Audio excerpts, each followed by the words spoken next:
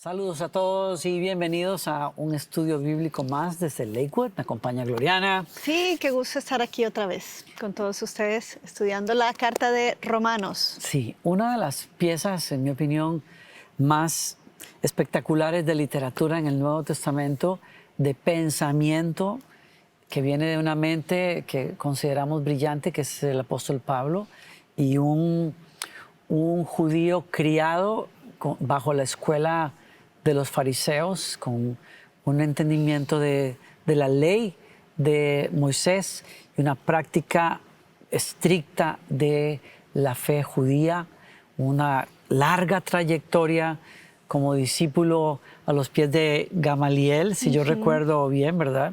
Y una persona convertida de una forma drástica, tajante, poderosa también al cristianismo.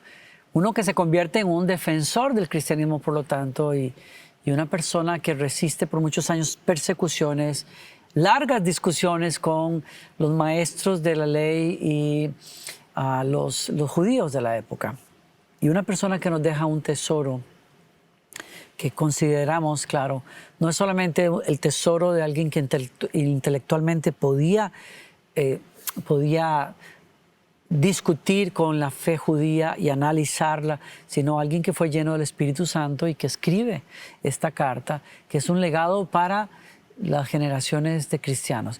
¿Cuál es el punto, de todas maneras, cuando Pablo escribe a los romanos? Le escribe a creyentes, cristianos que están batallando con cuál es la línea entre la fe cristiana, la fe judía.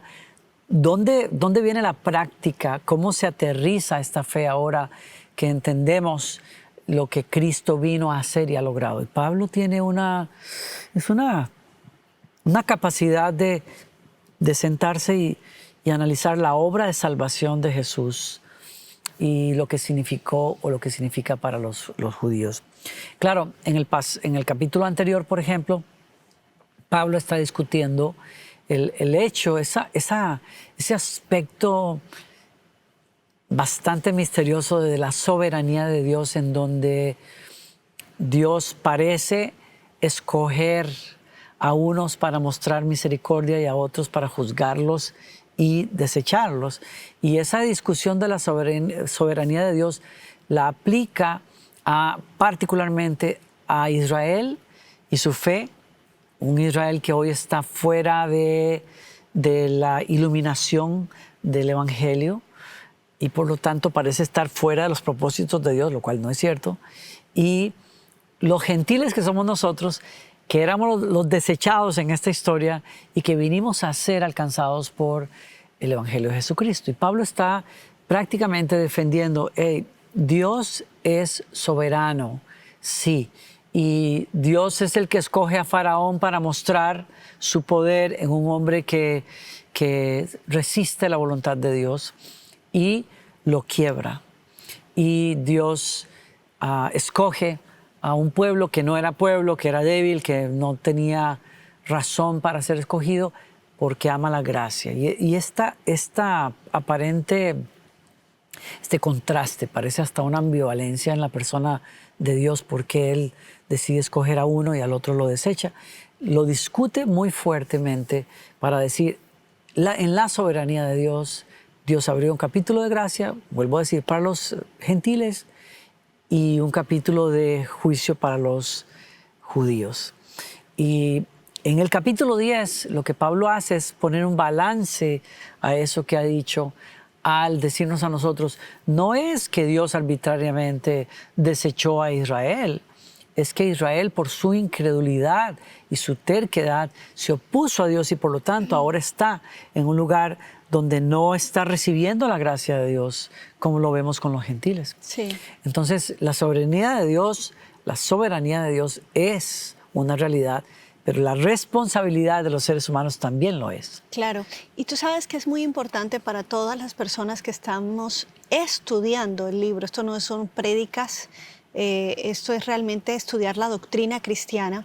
Es muy interesante que en el libro de Romanos Justo del capítulo 9 al capítulo 11 estamos viendo la doctrina de la fe y de lo que es el Evangelio, pero a nivel de doctrina.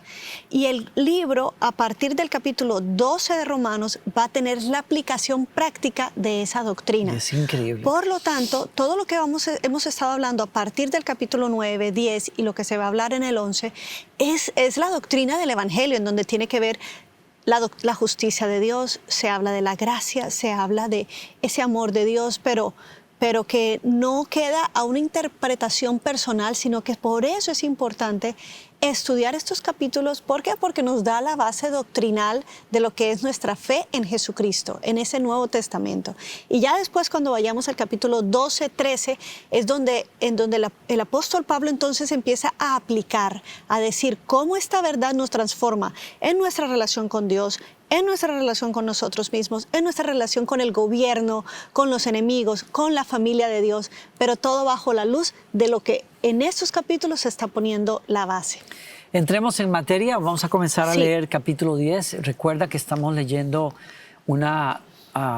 casi es una paráfrasis, se llama la Nueva Traducción Viviente porque es muy fresca, con un lenguaje en español muy actual para nosotros, pero te recomendamos leerlo en versiones como la Reina Valera del 60 y en particular la nueva versión internacional, que es muy buena. Sí. Recuerda también, déjanos tus preguntas, tus notas, sé que nos estás viendo en muchas partes del mundo hoy. Vamos a tomar la Biblia, agarra tu libreta y vamos para entrar en materia ya mismo. Bueno, el título de este estudio del capítulo 10 lo hemos llamado La falla de Israel, la decepción de Dios por su desobediencia, como para ponerle el marco, ¿no? El entorno. No sé si ya lo habías dicho. No. Ah, bueno. No, está muy bien. De pronto me despisté.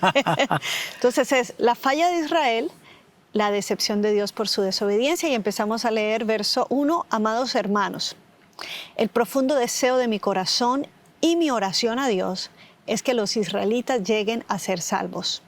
Yo sé que ellos tienen un gran entusiasmo o celo, como diría otra versión, por Dios, pero es un fervor mal encausado, pues no entienden la forma en que Dios hace justas a las personas ante Él, se niegan a aceptar el modo de Dios y en cambio se aferran a su propio modo de hacerse justos ante Él, tratando de cumplir la ley. Sin embargo, Cristo ya cumplió el propósito por el cual se entregó la ley.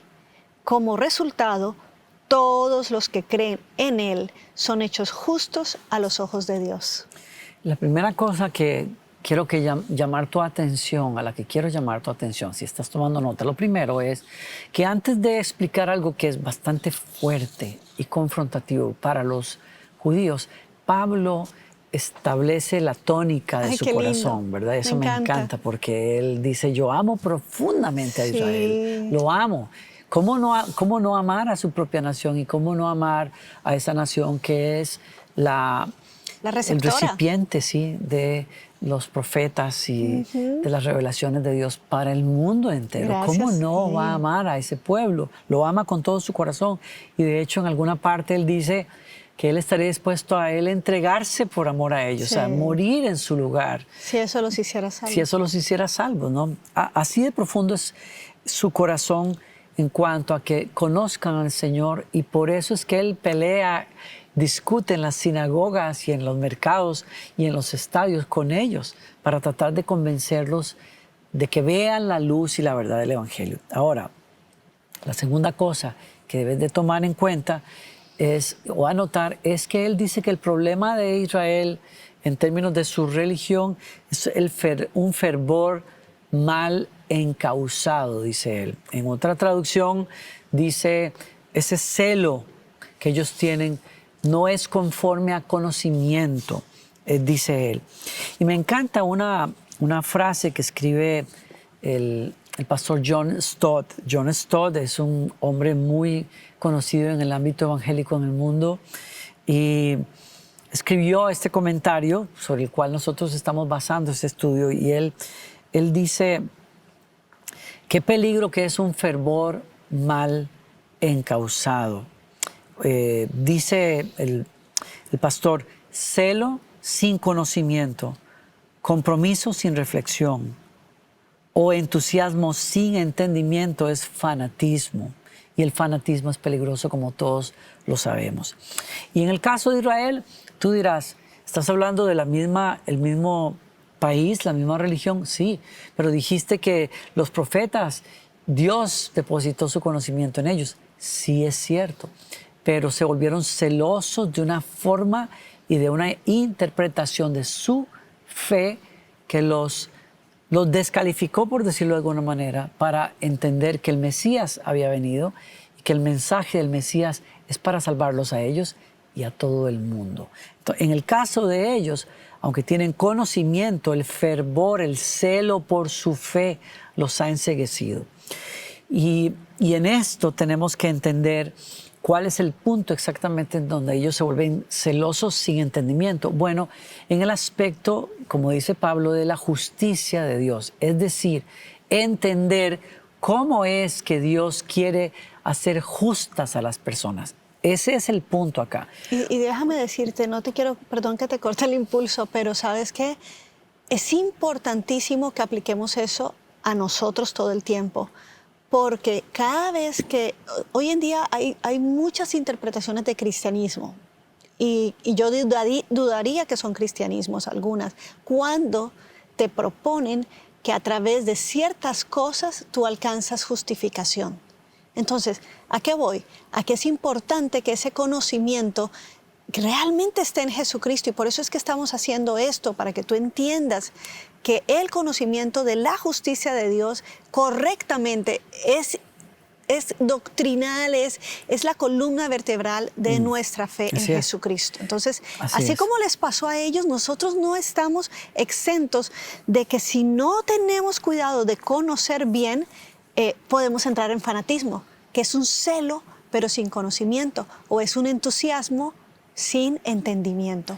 Y creo que eso es muy bueno pararse aquí, como lo has hecho, a reflexionar sobre esto, porque nosotros necesitamos tener un entendimiento de nuestra fe que involucra nuestra razón. Total, sí. Dios reveló la verdad. Nuestra historia de la salvación está contada de manera clara, lógica, consecuente, paso por paso, personaje por personaje, a lo largo de la historia de un pueblo y a lo largo de un evangelio que nos cuenta de una persona que existió en un punto en el tiempo y la historia, que es Jesucristo, del cual muchos testificaron porque lo vieron, lo escucharon, vieron sus milagros y lo vieron morir en una cruz, lo vieron resucitar y cuentan precisamente que este es el Hijo de Dios. Entonces no es una fe fantasiosa, exacto, no es una fe. Los aspectos más delicados de nuestra fe están en dos cosas, y es en que Jesucristo, el Evangelio dice que Jesucristo nació de una virgen, y eso es imposible.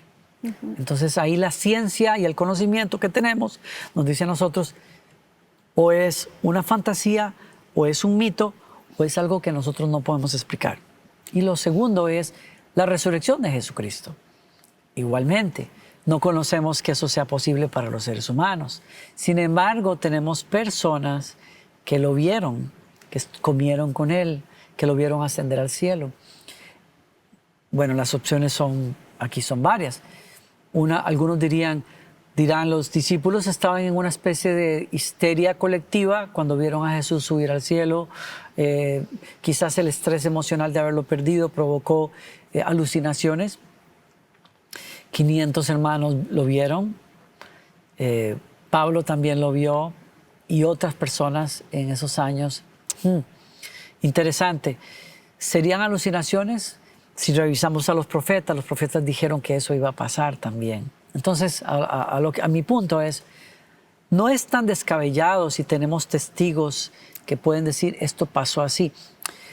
¿Cuál sería mi punto? Que hay solo dos aspectos de nuestra fe que parecen descabellados.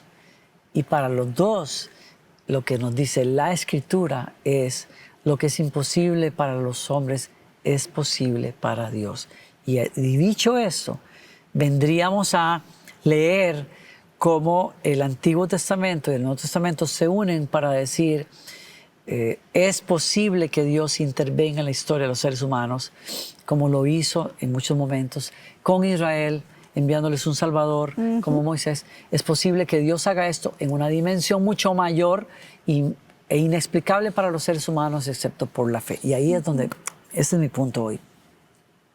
No es una fe descabellada, no es una fe alocada, es una fe que necesita análisis, necesita que la revises, que la estudies, y por eso estamos estudiando la doctrina. Y cuando la estudias y la aplicas, produce cambios, orden, produce una mejor sociedad, una mejor familia, un mejor matrimonio. No es descabellada, tiene mucho sentido. Entonces, la advertencia del pastor Stott es: ojo, cuidado con el fanatismo, cuidado con querer defender cosas y estar dispuesto a matar a otros si se te oponen, o a rechazarlos o tildarlos de lo que sea. No, nuestra fe tiene una lógica y tiene un entendimiento. Abrázalo, estúdiala y luego vívela. Esa es la mejor prueba de nuestra fe. Ahora, volviendo al texto, ¿en qué sentido Pablo dice que los israelitas no se volvieron celosos sin entendimiento? Bueno, porque lo que ellos ignoraron fue cómo, vuelvo a decir, cómo es que Dios quería hacer justas a las personas. ¿Por qué, pastor? Preguntarás. Bueno, porque en el Antiguo Testamento y según la ley judía, las personas podían ser salvas, podían alcanzar la justificación delante de Dios si hacían ciertas cosas, si eran obedientes a la ley. Es decir, como lo dijo otro profesor en este estudio, el profesor Dunn, dice: los judíos tenían razón al ver la justicia como obediencia a la ley, pero estaban equivocados al establecerla en función de la circuncisión, la observancia del sábado, las disposiciones dietéticas, o sea, una dieta especial que siguen. Puedo comer esto y esto no lo como. Podemos comer carne, pero no podemos comer cerdo, por ejemplo. Y la pureza ritual, o sea, tengo que lavarme las manos, los pies, ir al templo, hacer esto y aquello. Y en ese sentido es que Pablo dice: la ley judía no siguió el conocimiento que ahora tenemos, porque Dios no iba a justificar ni podía justificar a las personas por la obediencia cabal a la ley, por una razón sencilla: los seres humanos no podemos cumplir la ley a cabalidad, aunque nuestros hermanos judíos todavía lo creen, todavía siguen practicándolo.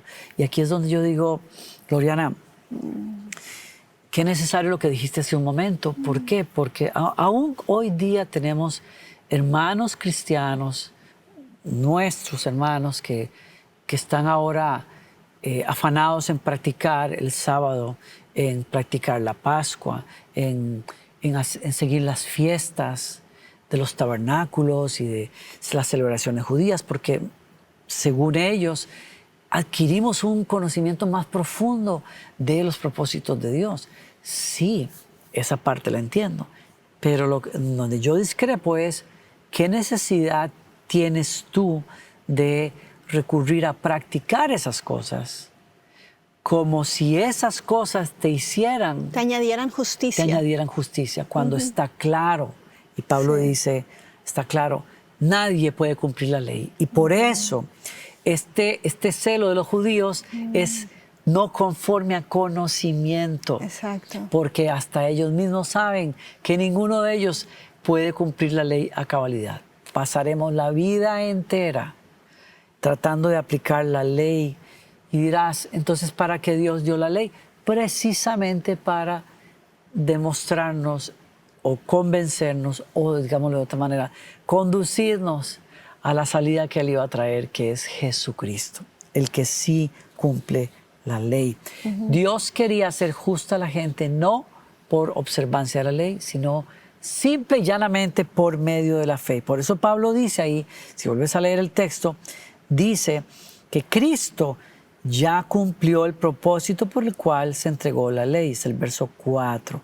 Y como resultado, todos los que creen en Él son hechos justos a los ojos de Dios. Cristo es, dice Pablo, Cristo era el fin, la terminación, la conclusión de la ley. ¿En qué sentido? En el sentido, uno, de que la ley como medio de salvación no era posible para ninguno de nosotros, Y la ley como medio de salvación para los judíos, supuestamente, tampoco era el medio para ellos.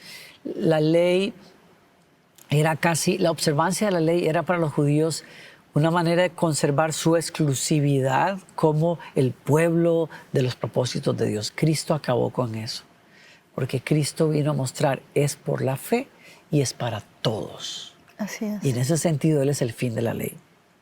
Vamos a continuar con el verso 5 en adelante, hasta el verso 13 leemos, pues Moisés escribe que la ley exige obediencia a todos sus mandatos para que una persona llegue a ser justa ante Dios.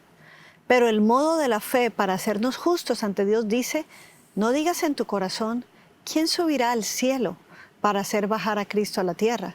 Ni tampoco digas, ¿quién descenderá al lugar de los muertos para volver a Cristo de nuevo a la vida? En realidad dice, el mensaje está muy al alcance de la mano, está en tus labios y en tu corazón. Y ese mensaje es el mismo mensaje que nosotros predicamos acerca de la fe. Como decía, está muy al alcance de la mano y está en tus labios. Y dice, si declaras, verso 9, abiertamente que Jesús es el Señor y crees en tu corazón que Dios lo levantó de los muertos, serás salvo. Pues es por creer en tu corazón que eres hecho justo a los ojos de Dios y es por declarar abiertamente tu fe que eres salvo. Como nos dicen las Escrituras, todo el que confíe en Él jamás será avergonzado. No hay diferencia entre los judíos y los gentiles en ese sentido. Ambos tienen al mismo Señor, quien da con generosidad a todos los que lo invocan, pues todo el que invoque el nombre del Señor será salvo. Esta es como la columna vertebral de nuestra fe. Cuando le decimos a las personas, es entender, declarar con tu boca que Jesucristo es el Señor y creerlo en tu corazón. Se trata de algo así como lo que diría Jesucristo, en espíritu y en verdad. Es una proclamación, pero es un entendimiento de la obra, otra vez, de que yo soy justa, de la justicia de Dios me hace justa cuando yo creo en Jesucristo como ese que vino a terminar y a cumplir la ley a cabalidad. ¿Por qué? Porque el contraste que Pablo está poniendo precisamente es esto, entre la justicia, que el observar a la ley totalmente nos haría justo, pero es inaccesible y es imposible que todos podamos o que alguna persona haya podido cumplir la ley a cabalidad.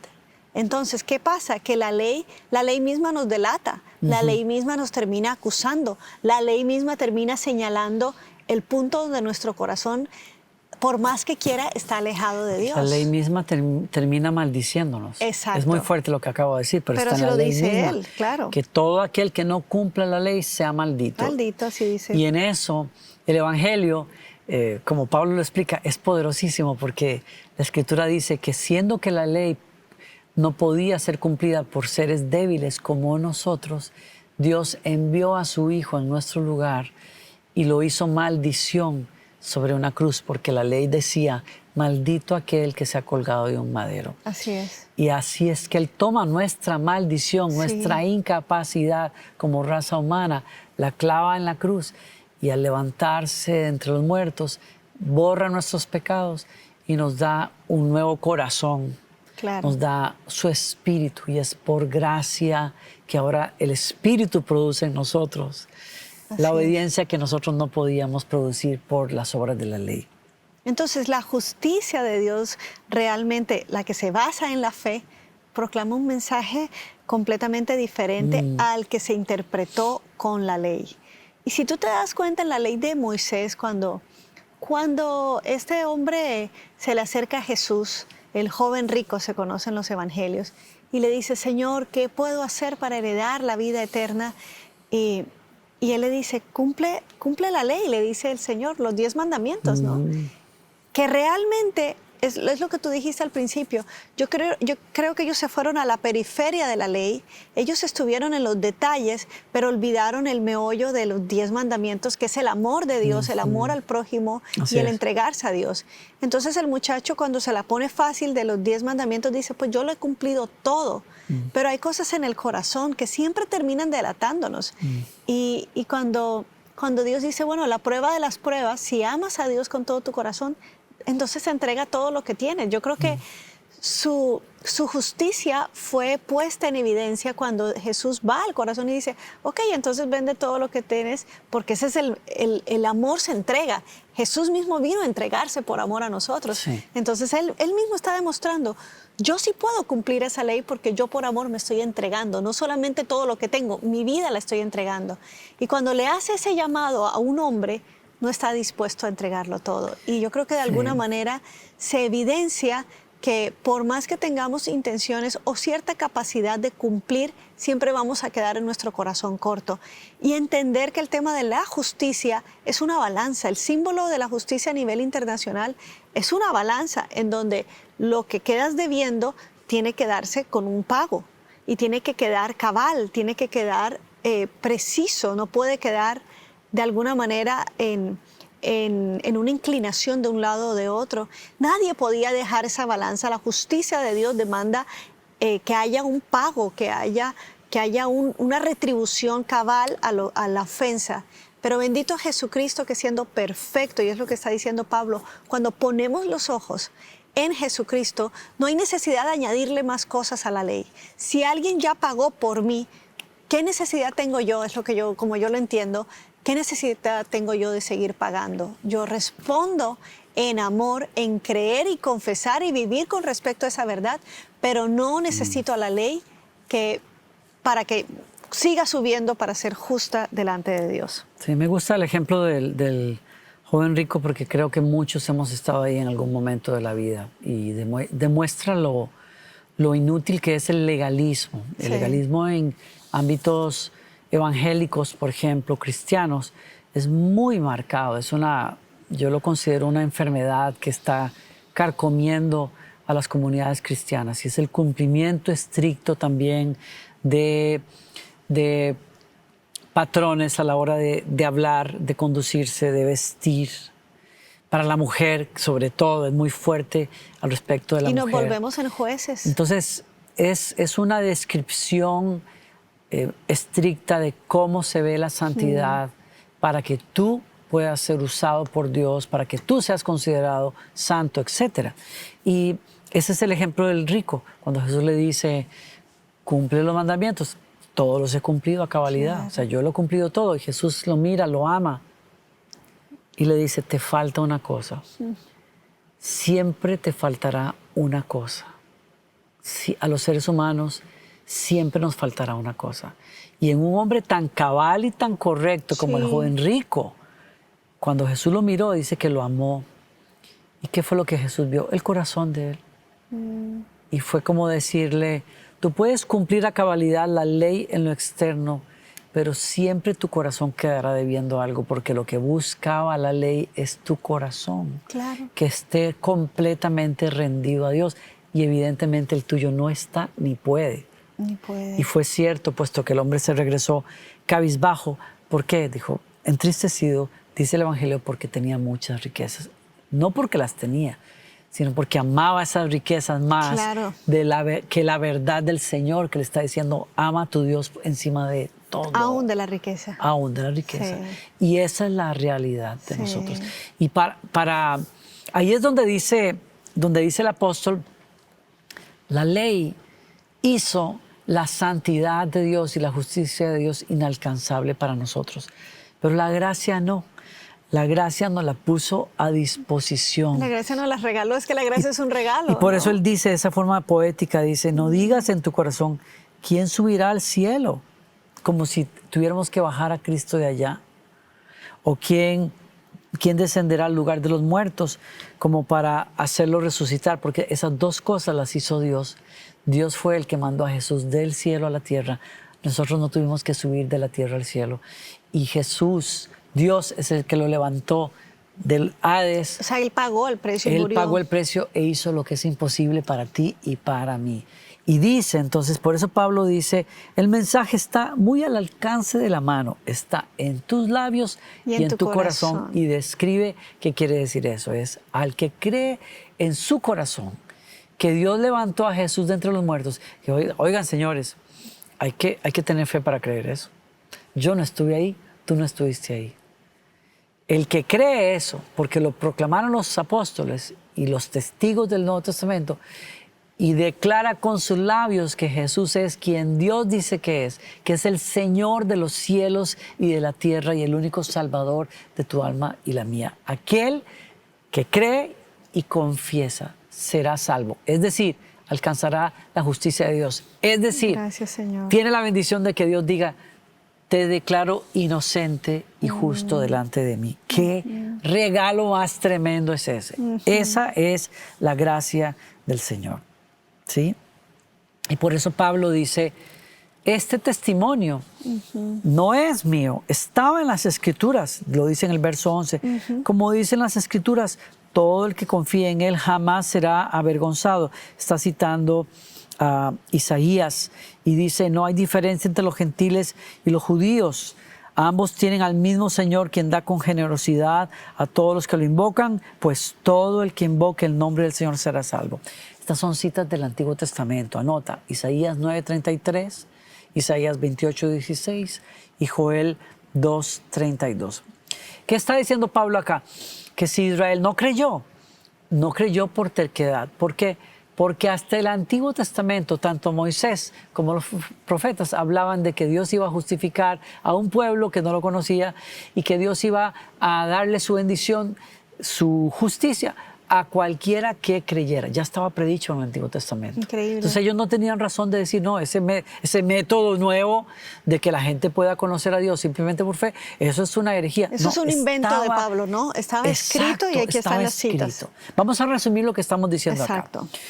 ¿Qué hace falta para alcanzar salvación según Pablo? Uno, el hecho de que ese Jesús histórico, encarnado, crucificado, resucitado, que reina como Señor, está al alcance de todos nosotros. Es lo que dice el Evangelio. Dos, el Evangelio apostólico, que da a conocer que Jesús es ese Señor y que demanda fe de parte de nosotros. Tres, la simple confianza que viene de los creyentes para creer en el corazón y confesar con sus labios a Jesús.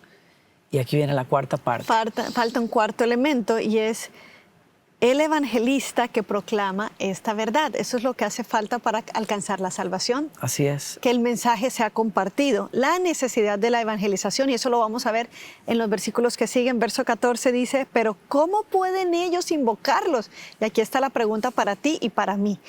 ¿Cómo pueden ellos invocar a Jesucristo para que los salve si no creen en Él? ¿Y cómo pueden creer en Él si nunca han oído de Él? ¿Y cómo pueden oír de Él a menos que alguien se lo diga? ¿Y cómo irá alguien a contarles sin ser enviado?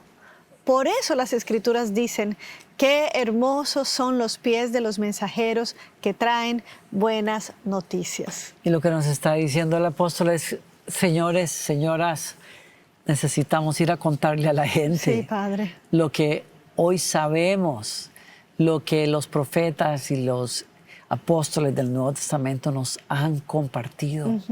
Y tenemos que saber, tú y yo, Gloriana y yo, por eso estamos aquí. Estamos aquí porque ahora que lo sabemos, que lo hemos vivido, que tenemos a Jesús en el corazón, que caminamos en sus propósitos, tenemos una deuda. ¿Pero cuál es la deuda? Es ir a decírselo porque Dios nos envía a todos. Hay gente, yo recuerdo a un cantante hace muchos años que tuvo un impacto muy grande en mi vida, un hombre muy lleno del Espíritu Santo, Keith Green, que decía, ¿por qué no vamos a ir si nos envió a todos? Hay gente que dice, no, yo no voy porque yo no siento ir. O no tengo el llamado. O yo no tengo el llamado a ir, pero es que a todos nos hicieron evangelistas. Sí. A todos el Señor nos dijo, id. Sí. Y prediquen las buenas nuestra noticias. misión. Tú tienes un testimonio, tú me dirás, yo no tengo la elocuencia, pero tú tienes un testimonio.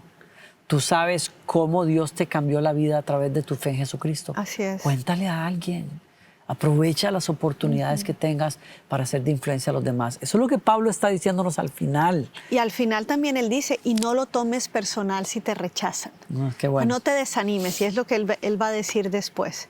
Porque muchas veces nosotros nos ponemos nos desanimamos cuando compartimos y la incredulidad florece o se aflora en el corazón de las personas y decimos, pues bueno, mejor no lo hago. Pero mira lo que dice el apóstol, verso 16. Sin embargo, no todos aceptan la buena noticia, porque el profeta Isaías dijo, Señor, ¿quién ha creído nuestro mensaje? Así que la fe viene por el oír, es decir, por oír la buena noticia de Cristo. Quiere decir, mejor leo y después hablo, pero pregunto, ¿de verdad el pueblo de Israel oyó el mensaje? Claro que sí. El mensaje se ha difundido por toda la tierra y sus palabras por todo el mundo. Vuelvo a preguntar, ¿entendió realmente el pueblo de Israel? Por supuesto que sí.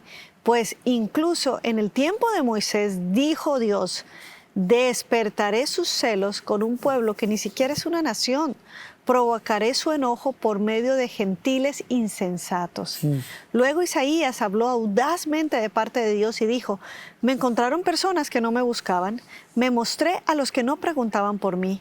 Pero con respecto a Israel, Dios dijo, todo el día les abrí mis brazos, pero ellos fueron desobedientes y rebeldes.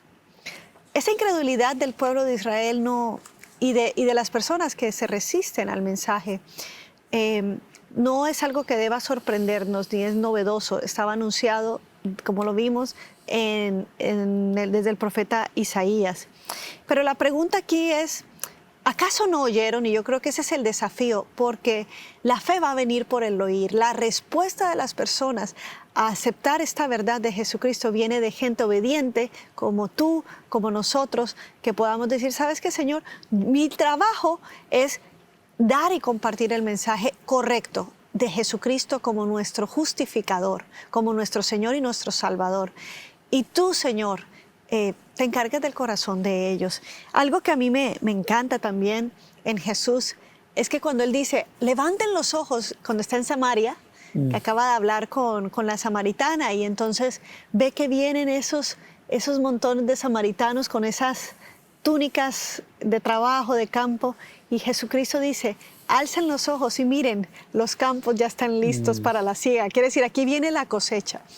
Y yo a veces he tomado esto como que cuando yo predico a una persona y la persona se cierra, no es que le digo, ya se va de malas o ya no rechazó, no va a ser salvo. No, yo digo, está verde, no está todavía maduro, cierto. no está lista.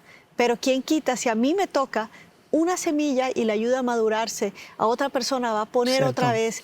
Y hay una estadística muy interesante aquí en los Estados Unidos que aquí miden todo y es muy bueno saberlo, que una persona casi nunca recibe a Jesucristo y la verdad del Evangelio cierto. a la primera. Se dice que hay como unos 13 intentos de Dios, de ya sea el testimonio de alguien, como que qué lindo que Jesús no toca la puerta y no hace un solo toque. Sí. Yo estoy a la puerta y llamo. Las estadísticas dicen, contando los testimonios de muchas personas, que son 13 veces. ¡Qué chévere, Jesús! Increíble. Jesús. 13 circunstancias, 13 personas distintas, sí. Exacto. Increíble. Paró otra vez. Otra vez. Que conste, Gracias, esto es Jesús. estadística. Eso es una muy interesante estadística. O sea, también. quiere decir también que puede, y es el número que más se ha dado en promedio. Qué interesante. 13 veces hay un toque. Gracias, Señor, porque eso habla de otra cosa. Y es eso que dice precisamente con lo que termina el apóstol diciendo, todo el día les abrí mis brazos a Israel, pero ellos fueron desobedientes y rebeldes. Ese toque de Dios es esa misericordia de Dios a lo largo de tu vida, y aún en el lecho de muerte de algunas personas todavía cierto. Jesucristo llega y toca. Y bendita hora en donde le creemos y se nos ilumina el entendimiento y podemos decirle, sí, Señor, te recibo. Sí, Señor, entiendo que es por ti, no por lo que yo pueda hacer, y eres mi Señor y mi Salvador. Y en ese momento la justicia de Dios se aplica a nuestra vida y Así nos es. hace salvos, y tenemos la certeza de que somos salvos, la certeza de que somos pueblo suyo, no por nosotros, sino por lo que Él hizo y ganó por nosotros en esa cruz. Por eso este capítulo es un testimonio de amor de parte de Dios a través de Pablo para su pueblo, recordándoles, no han creído, no es porque Dios simplemente les cegó la vista, Sí. es porque no quisieron creer, puesto que en los Salmos y en Moisés y en los profetas, que citamos hay dos citas ahorita recientes que Pablo hizo. Sí, de Moisés y de Moisés y los profetas y los Salmos, todos testificaban que Dios iba a hacer una Gracias, movida Señor. difícil de comprender para su propio pueblo. Iba a llamar a un pueblo que no lo estaba buscando y que el pueblo que supuestamente lo buscaba iba a rechazar sus brazos abiertos. Eso estaba dicho desde antes. Estaba dicho desde antes que Dios se glorificaría en los gentiles, no en los judíos, en gentiles insensatos, dice Isaías, que Dios los buscaría a ellos. Por lo tanto, el escándalo del evangelio para los judíos estaba profetizado en sus propias escrituras. Y Pablo dice, no es que no sabían, no es que no escucharon, es que no quisieron creer. Y eso es un misterio. Dios en su misericordia va a abrirles el entendimiento en su momento.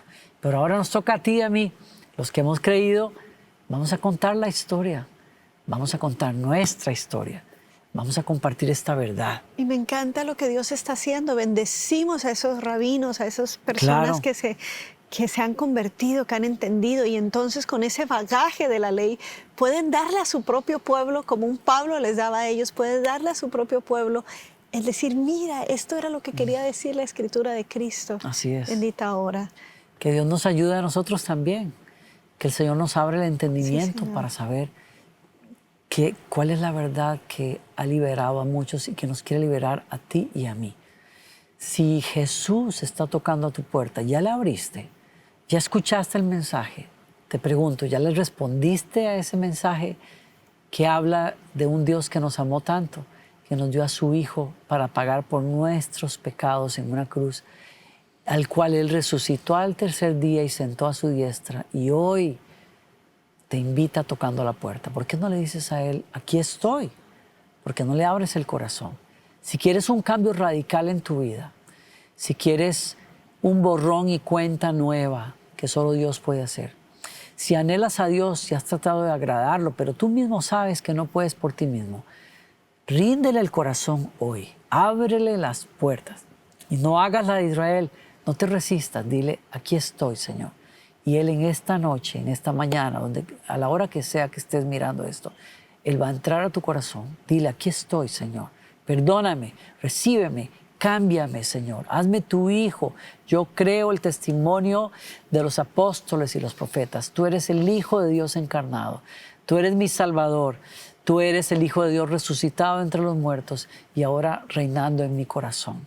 Si haces esa oración, Jesucristo entra y cambia tu vida. Déjanos saber. Si quieres saber más de esto, escríbenos ahí en el chat. Muchas gracias a todos por estar con nosotros y a todos ustedes un abrazo grande nuevamente y nos vemos la próxima vez en el capítulo siguiente del libro de Romanos.